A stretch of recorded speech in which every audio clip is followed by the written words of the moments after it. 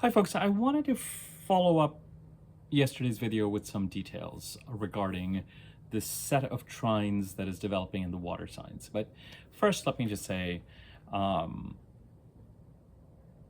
Mercury is still, it's not, he hasn't completely cleared the sun, and I can still feel it. I don't know if you're, with every progressive day, it's getting better, but just, I expect that over the weekend and into Monday, Tuesday, we'll really start to see some of Mercury's power and visibility return.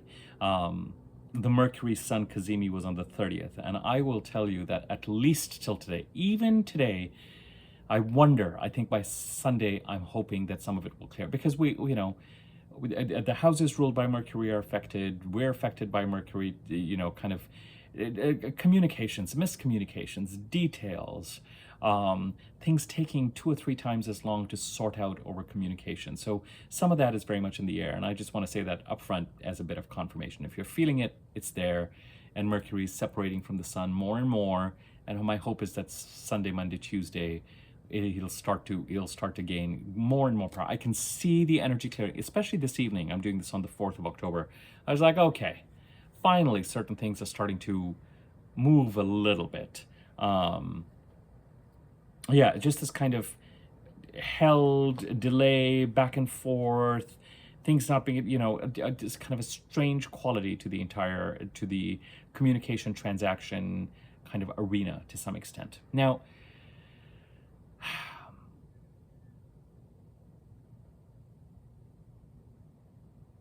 the reason why I'm doing this video is I felt that when I was talking about the trines that the personal planets, specifically the Sun, Mercury, and Venus, are going to make from Scorpio to Saturn and Neptune and Pisces and to Mars and Cancer, I mentioned that those trines will continue to develop into November. But I felt like I was a little vague about what's going to happen when. And I'm not doing this video for it to be a catalog of dates. But I want to emphasize to you, when personal planets like the Sun, Mercury, Venus, sometimes Mars, not at present, Mars when he's close to the Sun, when they transit, they make a succession of aspects to the slower moving planets. They conjunct the slower moving planet, they square, they trine, they oppose, they trine, they square, they conjunct. And we're sort of in this place where certain oppositions are taking place, but also planets are trining and then squaring as they go through, it's a combination of those, because we've got slower moving planets in Capricorn and Pisces and Aries and Taurus and Gemini. So some of that I'm going to understandably take on in greater detail when we do our weekly overviews. Because otherwise, when I'm doing the monthly overview or something broader than that, it just sounds like gibberish. This is going to square this, and this is going to oppose this, and this is waiting on this, and this is waiting on that. And when so many squares, trines, etc., or oppositions are occurring, you may as well just try and summarize things with regard to which direction am I headed, what do I need to stabilize, where's the moon, how big is it, what's the new moon, great, where the eclipse is, great, done, I'm acting. And all these squares and trines and all this kind of day-to-day energy, almost to some extent, can sort it out. Sort of trying to interpret each aspect becomes a little bit crazy. But there is something about these trines developing in the water sign that are relevant and that stand out. Now, why do they stand out from Scorpio when pretty recently, in June, July, particularly in July, even into August, we had trines to Saturn and Neptune and Pisces from the Cancer part of the chart? The reason why these stand out is that as the planets transit through Scorpio, it's not that they're forming a grand trine. A grand trine is when in a very focused, well, actually, let's just take that definition away. They are forming a grand trine. And what I mean by that is, in July, roughly, when the personal planets were transiting to Cancer, it was simply a trine between those planets from Cancer to Pisces. And when they had transited to Gemini, those same planets had squared Saturn and Neptune, which is part of the reason why June felt so much edgier And in July, until the first, that particular dynamic with the Pisces part of the chart relaxed. It helped. It relaxed. This is a perfect example of certain things relaxing, but then other things becoming more intense. But irrespective, it's why I didn't spend a ton of time on the trines of the Sun and Mercury and Venus from Cancer to Pisces. The difference as they go through Scorpio is now we have a multiple set of trines. We have Venus right now, and we have the Sun and Mercury coming into place to trine both Mars in Cancer and Saturn and Neptune in Pisces. And what's more, and this is the more significant thing for me, is that the trines are encoded into the new moons, which means that the energy, that harmonious energy of the trine from Scorpio to Cancer, but especially from Cancer and Scorpio to Pisces, is sort of part of the DNA of the months of October and November, which is lovely. Trines are harmonious aspects. The one downside that sort of conventional wisdom gives us as far as the trines is concerned is that if we don't have our ducks in a row, and if we're not ready to take advantage of the trines, or if we're not ready to pick up on them and act on them, they can go by, and we don't harness the energy. We don't take advantage of the fact that the wind is behind our sails. And there's a fairness to it. Squares and oppositions are more keenly felt because they demand action. They create opposition. They create resistance. And we are challenged to take some action to meet that resistance. When it came to the new moon solar eclipse in Aries 2 days ago, on October the 2nd, we had just come off of Mars trining Saturn, but Venus trining Saturn and Venus trining Mars was encoded into the astrology of the new moon in Libra on October 2nd. Venus trined Saturn October the 4th. Venus is going to trine Mars on Venus trine Saturn earlier today, and Venus trines Mars October the 8th. And as I was looking at this, I realized that with every lunation, something or the other develops. And while it never gets to be as neat as what we just experienced, Mars, Saturn, Venus, 3 planets trining each other, the energy of these trines remains active. This is my sort of wizard book. It has all my charts for all the previous and the upcoming, up to a point, sort of new moons, full moons, and eclipses. And we talked about the Libra new moon. When we get to the Aries full moon, roughly 2 weeks from today on October the 17th, it's kind of an edgy full moon, but then we expect sort of full moons to be, the next couple of full moons in the middle of October and the middle of November, the one conjuncts Chiron. The middle of November one, the Taurus full moon, is really exciting and interesting. It conjuncts Uranus, very, very tightly. But irrespective, what we've got going on as far as the Aries full moon is concerned is that Mars is in place to trine Neptune. You know how I feel about that dog barking right now while I'm doing a reading. The rest of the day, don't care. I just need to express it to get it out of my system because it as I said, as I'm trying to focus and get these thoughts out. So Libra new moon solar eclipse, Venus trining Saturn and Mars. Aries full moon, Mars in place to trine Neptune. Mars in Cancer, Neptune in Pisces. And we will talk about the significance of each of these in the weekly overviews and the full moon meetings. I just felt that in yesterday's video, after I talked about the new moon, I was just like, and they continue to trine. And it was just like, but when and how and what is really going on? I thought, let me just give you these details. Not every video is going to be exciting to everybody. Those of you who geek out on this stuff are going to find this video interesting. Those who don't are not. So just peace, love, rock and roll. I do all sorts of videos, zooming in, zooming out, blah, blah, blah. Now, at the Scorpio new moon, and this is what got my attention. At the Scorpio new moon itself, and if I was to deliver one message to you, it would be this. The Libra new moon solar eclipse is an eclipse in Libra, and we have this question of what are we releasing in the Libra part of the chart to lean into the Aries part of the chart, with the week before and after October 2nd and the week before and after December 2nd of this year being important milestones. And of course, as you know, that is the next phase of the eclipses we experienced between October 14th of 23 to March the 23rd, 24th of 24.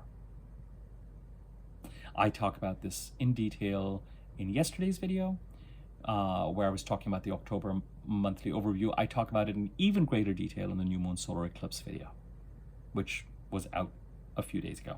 So I'm not going to develop that theme here. That's not what this video is about, but I'm going to refer you to those if you are more interested about what did he just say?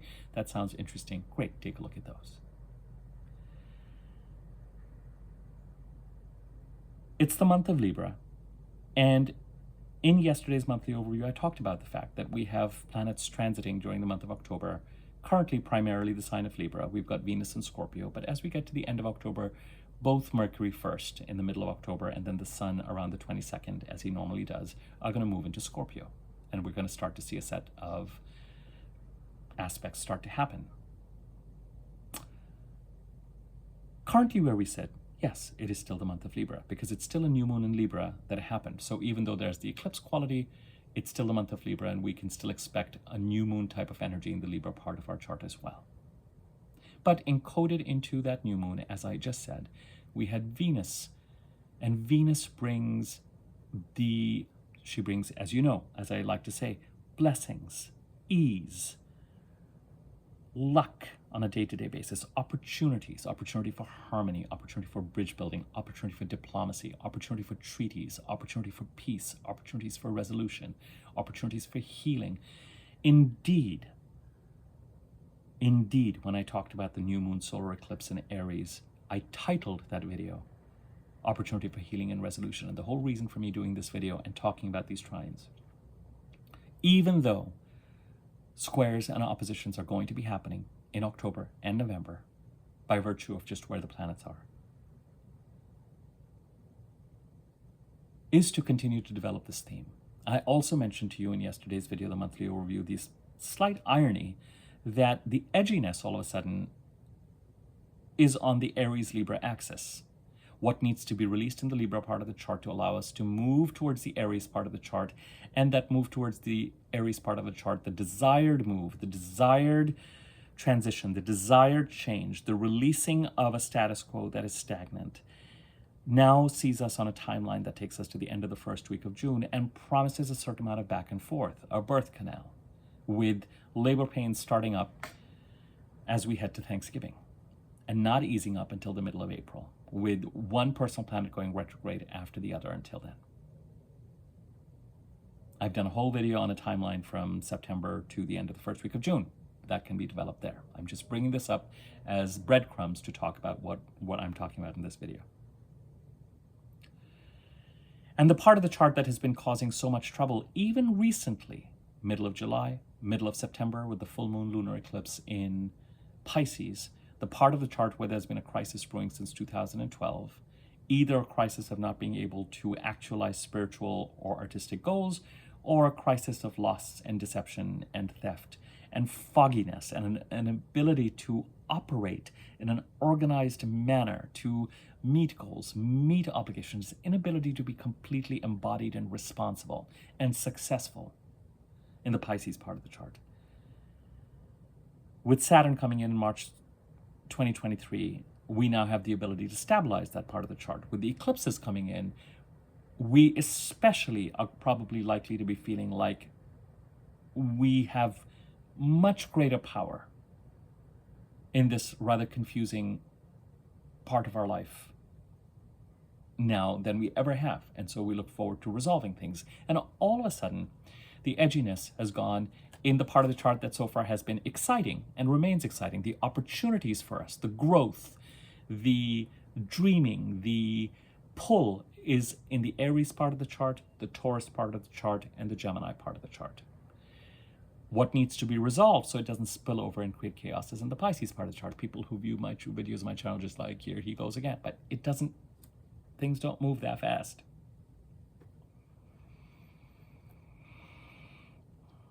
There is a certain timeline on multiple levels that is taking us to the end of the first week of June of next year. Jupiter changing signs on June the 8th.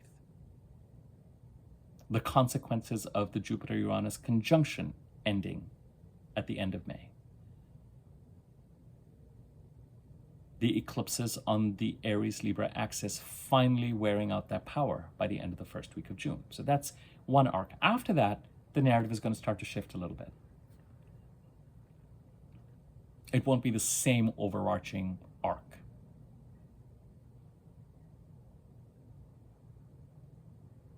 But what promised a certain amount of ease and excitement and adventure, even though it was blocked so far, from September to the end of the first week of June, we can actually move in the direction that we want, but it's a big enough change that it requires us to do the work and release what is stagnant.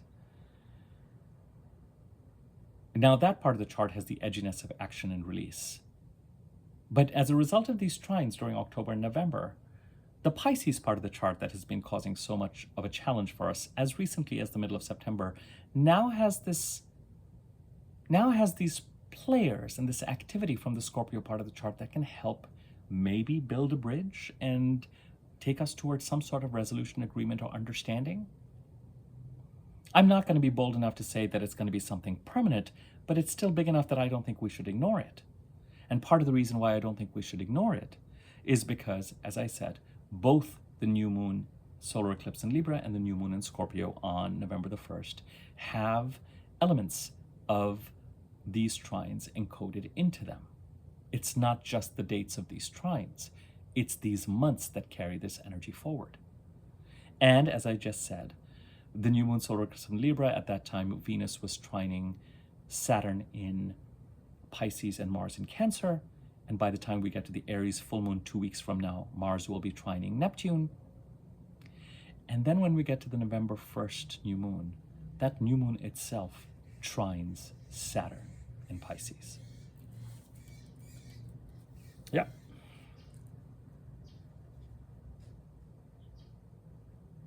Yeah. So whatever Venus is trying to do and has been trying to do, whatever we're experiencing in Libra, we get to act on it. We get to start communicating on it, likely starting the middle of October to the middle of November. Actually, no, middle of October till shortly after that new moon, because Mercury is going to be in Scorpio till about November 3rd or so, I think.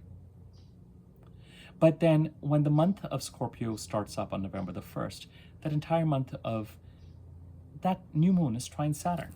It's not even another planet that is encoded into the new moon. That new moon itself is trining Saturn. So whatever this Venus trine Saturn set us up for earlier today, over the past week, and I'm assuming trining Mars is going to be helpful, and Mars is going to send a certain amount of help and support over to Neptune in a couple of weeks' time. By the time we get to November the 1st, it'll be the new moon itself. That entire month is trying to help Saturn stabilize from the Scorpio part of the chart. Venus, when she goes first, as she is right now, sprinkles blessings, opportunities, plants seeds that you can nurture and grow. Doors opening, opportunities. It can be offers, it can be relationship opportunities, it can be interviewing opportunities, it can be an introduction, and it doesn't always, it can be something exciting and shiny and interesting, and I've been waiting for this, and oh, I should apply for that, and oh, I just saw this, and oh, the ease. It can also be an introduction, because of the nature of the stabilization that we might be looking at. It can also be the introduction of a potential for a truce or resolution. And as I said, sometimes the most effective resolution can be one where we no longer have an energy leak in a particular direction, and we can move in a direction where we feel like, while we aren't getting everything that we want, and the other part, the glass is, we can look at the glass as half empty, or we can look at it as half full, and we can just pull away. The energy leak aspect of things as far as the Pisces part of the chart is concerned. And the support is coming primarily from the Scorpio part of the chart, the house occupied by Scorpio in your chart.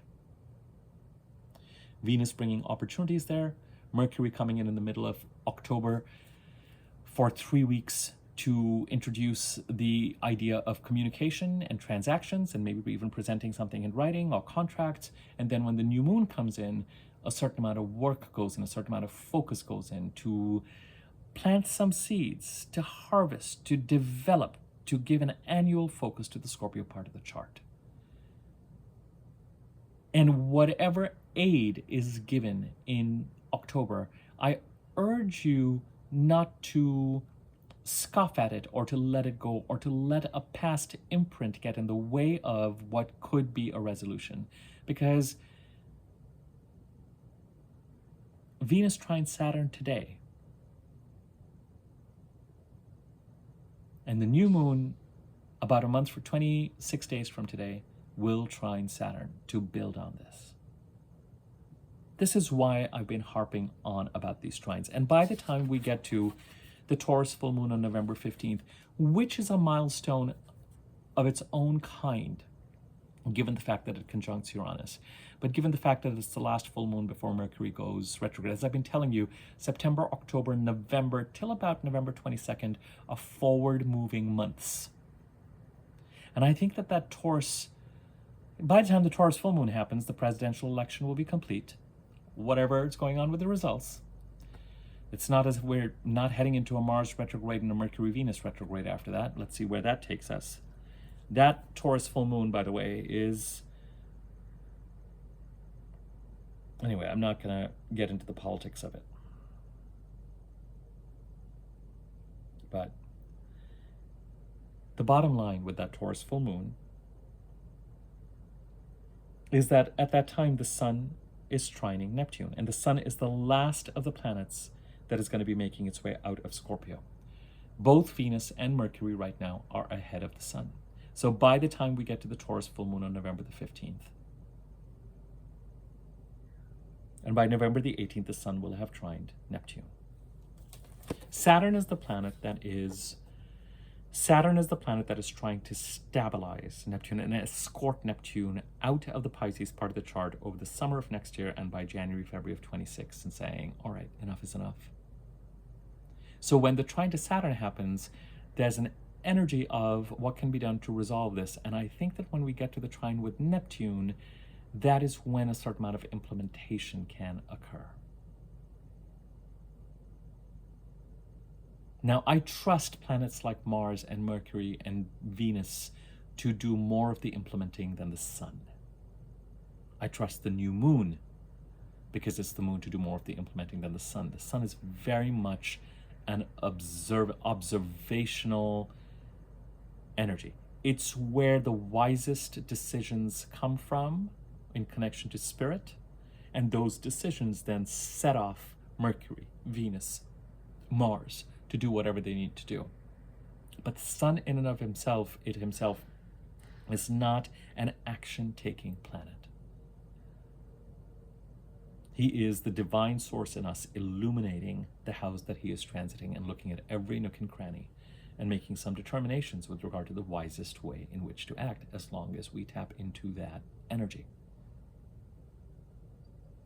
And of course, a new moon happens every time the Sun, at least one, typically one, rarely, but sometimes two, in the part of the chart where the Sun is transiting. The Moon, Venus, Mercury. I'm so kind of inspired by this. And as I said, it's not as if oppositions and squares are not happening at this time during October, November, and I will talk about them. To me, the more interesting oppositions occur, right now as planets move through Libra, they are going to oppose Chiron in Aries. As the planets go over Scorpio, they're going to oppose Uranus in Taurus. Those oppositions, and even the squares, Mars squaring Chiron and the planets squaring Pluto to some extent, are worth mentioning. To me, outside of these trines, the more interesting things that are coming up, apart from Mars trining Neptune a couple of weeks from now, is that by the time we get to November the 1st, the Scorpio new moon, both the rulers of that Scorpio new moon are going to be opposing each other. For me, the next, outside of these trines, the other two transits that are really interesting are Mars, Pluto opposing each other for the first of 3 times by the time we get to November the 1st. And the other transit that is interesting for me that is coming up is when the planets go over Sagittarius, a little while from now, they're going to oppose a retrograde Jupiter. That opposition I'm intrigued by, especially because a retrograde Mercury between November 26th and December 15th is going to oppose that Jupiter 3 times. That's intriguing, and I'll develop that as we get to it. And some of this energy of trines continues. As Venus enters Sagittarius, she's going to get ready to trine the North Node. Mars, shortly after he opposes in early November, is going to trine the North Node. Now, those trines have a different quality. They're fires. They're from Leo to Aries to Sagittarius. But they're still trying, you know, as I said, till November 22nd. Now, Mars retrograde has his own journey. Trining Saturn 3 times, squaring Chiron 3 times, trining Neptune 3 times, trining the North Node 3 times between now and the end of May.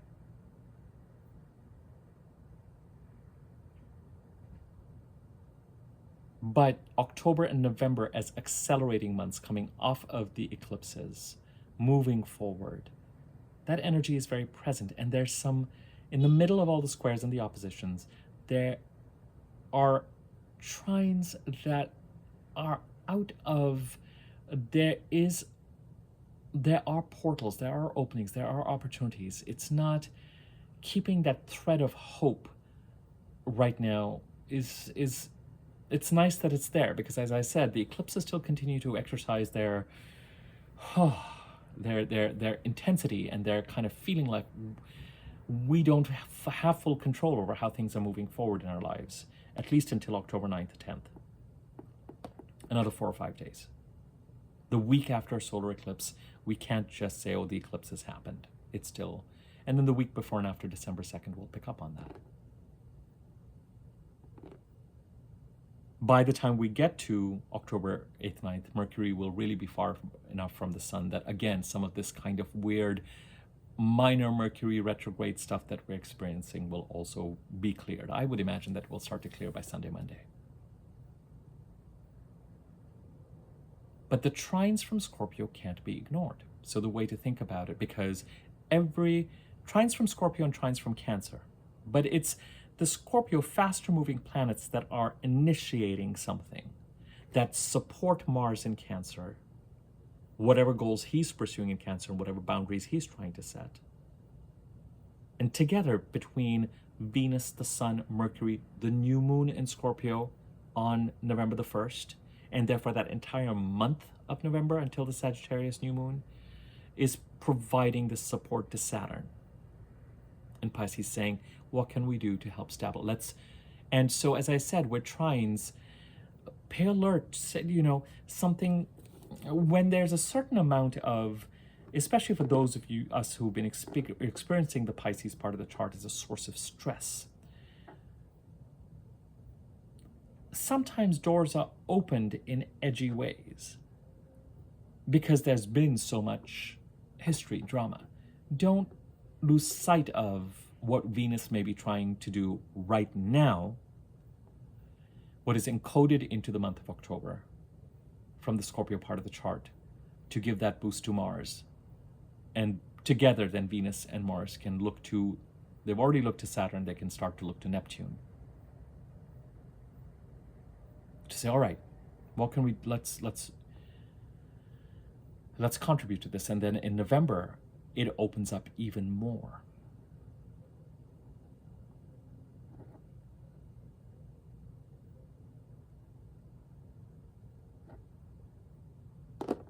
And then, as I said, once the planets move into Sagittarius, Mars will, by the time we get to early November, we really will be in a place. Let me just look at something in my Harry Potter book.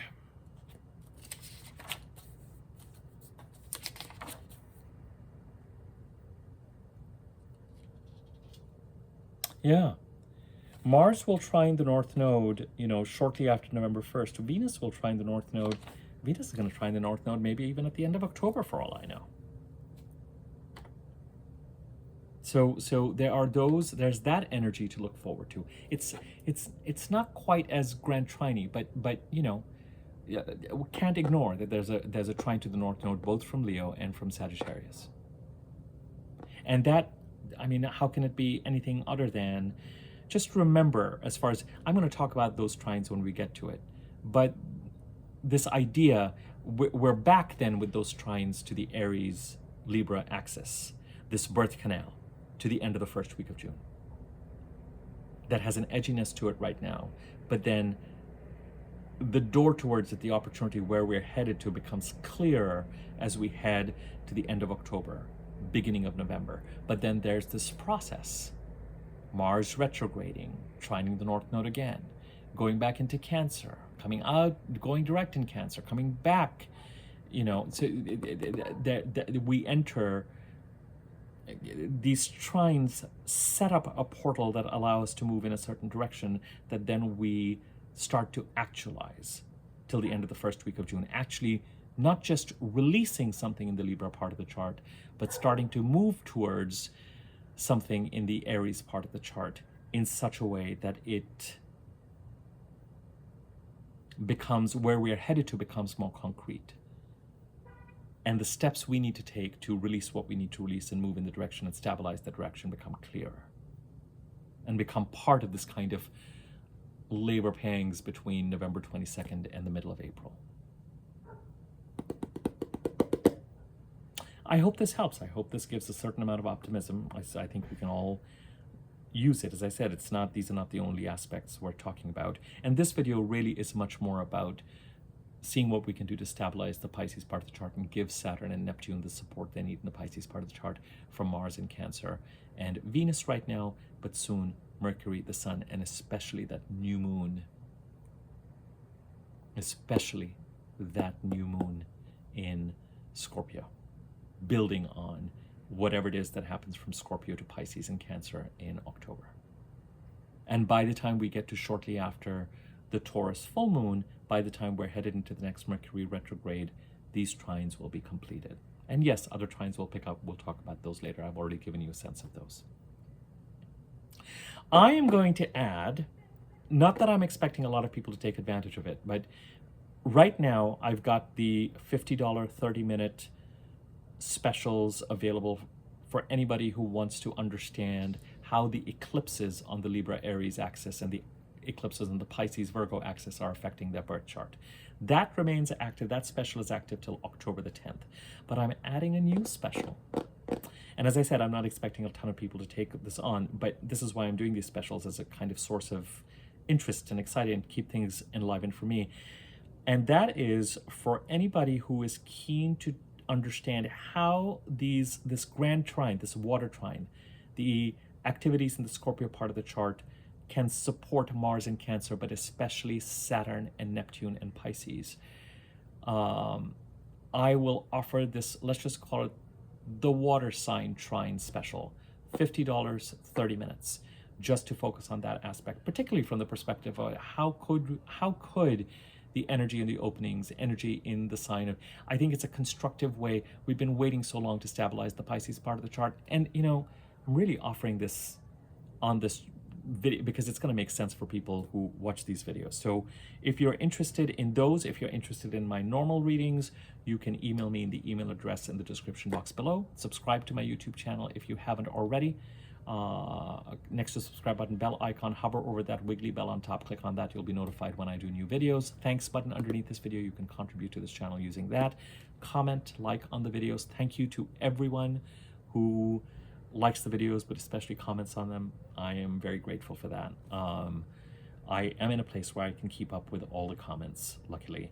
And I have a feeling that I have a feeling that some comments, one day I'm going to go into YouTube, I know, administration, and find like a bunch of comments that don't become visible to me, I have no doubt. It's not about what's under the videos. I'm able to see those quite easily, but I think there's some comments that might be, I'm gonna do some research into that. I think there's a tab where all that, I was just like, are there more comments here? Anyway, those things sort of give things greater circulation. And of course, if you find my content useful, tell people about it, share, blah, blah, blah, blah, blah, blah, blah, blah. But yeah, introducing another special as well, and I will leave it at that. I hope, I wanted to, it's one thing to talk about trines and say, yes, it's been encoded into this, and then say, oh, but they continue in November. But I was just like, no, I want to give it, I want to do a video that is just focused on this activity. Especially before I focus on the weekly overview of the weekend for next week, because then it's easier to kind of talk about individual aspects and transits as I do in the weekly overviews anyway. All right, I will leave it at that, and I'll see you guys for the weekly overview.